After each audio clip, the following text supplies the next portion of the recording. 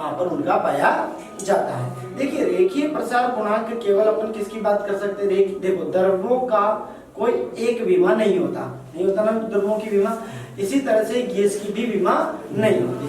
तो क्या हम केवल रेखीय प्रसार गुणांक से हमारा काम चला लेंगे, क्योंकि जब अपन गैसों की बात करेंगे, जब अपन किसकी बात करेंगे, द्रव पदार्थों की बात करेंगे, और वहां पर अगर उनका प्रसार को मापना होगा तो हम कैसे मापेंगे, तो हमारे लिए समस्या खड़ी हो गई। तो हम लोगों को रेखीय प्रसार गुणांक जो अपन ने डिफाइन किया है इससे काम नहीं चलेगा। ये तो केवल कब लागू हो जाएगा, जब हम एक रेखा की लंबाई की बात करेंगे, तब तो हमारे पास ये चीज सही है और हम मेजर कर सकते हैं। तो लोगों ने जिस तरह से रेखीय प्रसार गुणांक डिफाइन किया, उसी तरह से दो अन्य और वेरिएबल डिफाइन किए, जिसको एक को बोलते हैं अपन, जैसे कि पहला तो अपने पास हो गया, अपने पास ये रेखीय प्रसार गुणांक, क्या हो गया बेटा, ये रेखीय प्रसार गुणांक, ठीक है।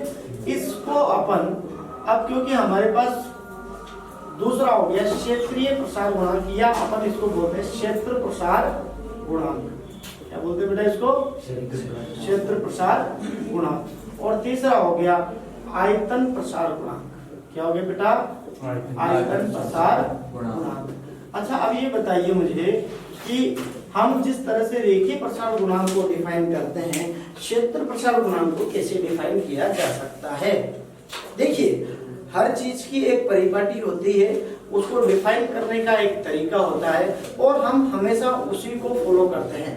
जैसे कि आप समझिए कि हमने अभी यहाँ पर इसके अंदर जब डिफिनेशन दे रहे थे रेखीय प्रसार गुणांक की, या हम रेखीय प्रसार गुणांक को जब समझने जा रहे थे, तो हमने क्या किया, उसकी एक रेखा के अंदर लंबाई मेजर की और उसके अंदर विकृति प्राप्त की। जब अपन क्षेत्र प्रसार गुणांक की बात करेंगे तो इसका मतलब हम उसके क्षेत्रफल की बात कर रहे होंगे। आगे बात समझ में, अगर हमारे पास कोई इस तरह की धातु का टुकड़ा अगर है जिसका क्षेत्रफल ये मान लो मैं a मान लेता हूँ, क्या मान लेता हूँ अभी a, अब अभी इसका तापमान T है, जब T तापमान पर इसका क्षेत्रफल A है, तो कुछ समय पश्चात इसका तापमान जब मैं बढ़ा देता हूँ T प्लस डेल्टा T कर देता हूँ, तो निश्चित तौर पर इसके क्षेत्रफल में भी क्या हो जाएगी, थोड़ी सी वृद्धि हो जाएगी। मान लो मैं यहाँ पर इसको पहले वाले को इस तरह से डॉट डॉट डॉट करके व्यक्त कर रहा हूँ कि ये अंदर वाला पार्ट तो क्या है, इसमें A है, और अब ये जो बाहर वाला जो नया पार्ट बन गया है, ये अपने पास क्या है, A प्लस डेल्टा A है। क्या है बेटा, A प्लस डेल्टा A है। अब अपन वापिस से जिस तरह से यहाँ पर बात कर रहे थे, क्योंकि जो प्रसार गुणांक है वो जिस तरह से यहाँ पर लंबाई L वृद्धि हो रही थी, उसी तरह से ये लंबाई अगर वृद्धि होगी तो ये चौड़ाई भी उसके साथ साथ वैसे के वैसे ही वृद्धि हो जानी चाहिए। हम ऐसी ही आशा करते हैं ना। तो जब इस तरह से एक्सपेक्टेशन है हमारा, तो हमारे पास जो डेल्टा A है वो डेल्टा A इस A के सापेक्ष अपन इसमें विकृति कैलकुलेट करेंगे, तो विकृति अपने पास अब की बार क्या निकल करके आ जाएगी बेटा, तो मैं कुछ रफ कर लेता हूँ यहाँ से। तो हमारे पास जो चीज निकल करके आएगी, ये रेखीय प्रसार गुणांक को मैं यहाँ पे नोट डाउन कर देता हूँ। तो रेखीय प्रसार गुणांक का अपने पास मामला आया, delta L upon L is equal to alpha into delta T। ठीक है बेटा, याद रह जाएगा फॉर्मूला। यहाँ पर डेल्टा L क्या है, तो लंबाई में वृद्धि है। क्या है, लंबाई में वृद्धि। ठीक है बेटा, डेल्टा T क्या है, तापमान में वृद्धि, तापमान में वृद्धि। ठीक है भैया, और L क्या है यहाँ पे L है लंबाई। ठीक है बेटा, प्रारंभिक लंबाई, हाँ अपन प्रारंभिक लंबाई इसको कह सकते हैं। ठीक है भैया, और अल्फा यहाँ पे क्या हो गया, ये नियतांक अब नहीं रहा, अब ये क्या बन गया, इसका नाम हमने रख दिया। तो इसका नाम क्या है बेटा, अब रेखीय प्रसार गुणांक। जैसे कि जब तक मैं मास्टर नहीं था तब तक मेरा कुछ और नाम था, जैसे मैं मास्टर बना अब लोग मुझे मास्टर के नाम से जानने लग गए, है ना। तो जब तक नहीं थे, जब तक हमने इसको नामकरण नहीं दिया, तब तक हमने इसको कांस्टेंट बोल दिया, नियतांक बोल दिया, लेकिन अब इसका नाम हमने रख दिया है, इसलिए अब इसको रेखीय प्रसार गुणांक ही बोले।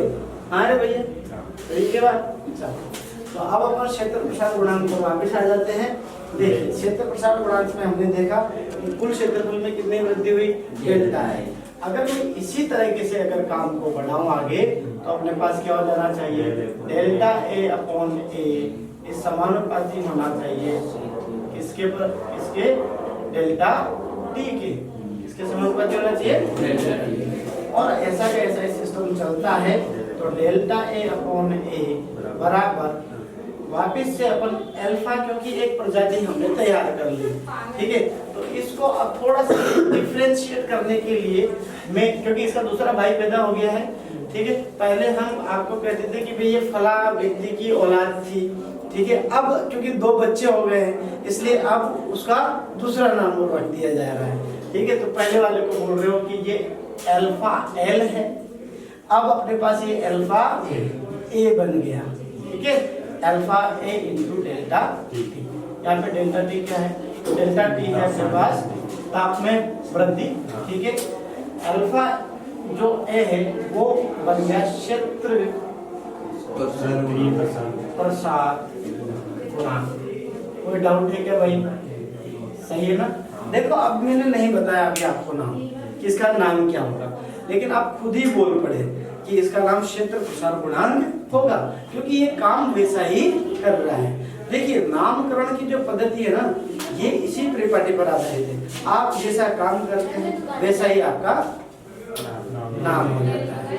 इसलिए जब बच्चा पैदा होता है और उसके गुण देखे जाते हैं, अगर बच्चा चंचल है तो उसको उस हिसाब से नाम दिया जाता है, अगर बच्चा डल है तो उसको उसके हिसाब से नाम दिया जाता है। यानी कि जैसी उसकी कार्य पद्धति है, कार्यशैली है, उसका उसके अंदर एक प्रॉपर्टी है, उस प्रॉपर्टी कैरेक्टरिस्टिक के आधार पर ही उसका नामकरण किया जाता है, ठीक है। तो जब भी कोई नामकरण आए तो आप भी अपने दिमाग में वो चीज लेकर के आए कि इसको ये नाम क्यों मिला है।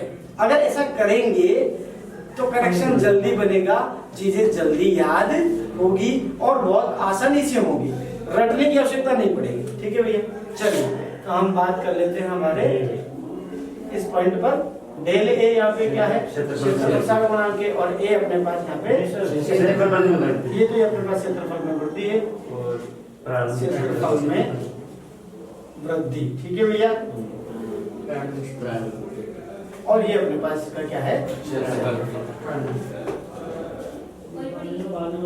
तो देखिए अब जब हमने क्षेत्रफल प्रसार गुणांक बनाया तो अब भी क्या हम दरों का प्रसार कैलकुलेट कर सकते हैं, कर सकते हैं या नहीं कर सकते? क्या गैस का प्रसार कर सकते हैं अपन कैलकुलेट? तो हम अभी तक गैस का प्रसार नहीं कर सकते, हम द्रव का भी प्रसार नहीं कर सकते। आगे बात समझ, क्योंकि केवल हम अभी तक किसका कर सकते हैं, ठोस का पहले एक विमीय में कर रहे थे, अब की बार अपन द्विविमीय में कर रहे हैं। आगे बात समझ में, अब अपन त्रिविमीय की बात करते हैं। तो जब, क्योंकि अपने पास जो आयतन प्रसार गुणांक है वही मेजर करता है आपके प्रसार को और वही मेजर करेगा आपके द्रव के प्रसार को, ठीक है। तो जिस तरह से ये काम यहाँ पर किया हमने, हम उसी तरह से ठीक परिपाटी को थोड़ा और आगे बढ़ा देते हैं। अगर किसी कंटेनर के अंदर कोई पदार्थ, मतलब कोई अपने पास रखा हुआ है जिसके अंदर उसका आयतन मान लो क्या है, V है, पहले उसका आयतन कितना है बेटा, V है। मान लो जैसे कि मैंने कोई कंटेनर लिया, कोई डिब्बा लिया जिसके अंदर भर रखा है, ठीक है। तो भर रखा है तो उसका अंदर एक निश्चित आयतन है। तो मान लो उसका आयतन पहले से कुछ है, ये इस तरह का मैं एक चित्र बना देता हूँ यहाँ पे थोड़ा सा, और ये यहाँ तक मान लीजिए भरा हुआ, ये कोई द्रव पदार्थ हो सकता है, ठीक है। ऐसा ही कंटेनर थोड़े से, अभी इसका तापमान कितना है, अभी इसका तापमान T है, इसका आयतन है V।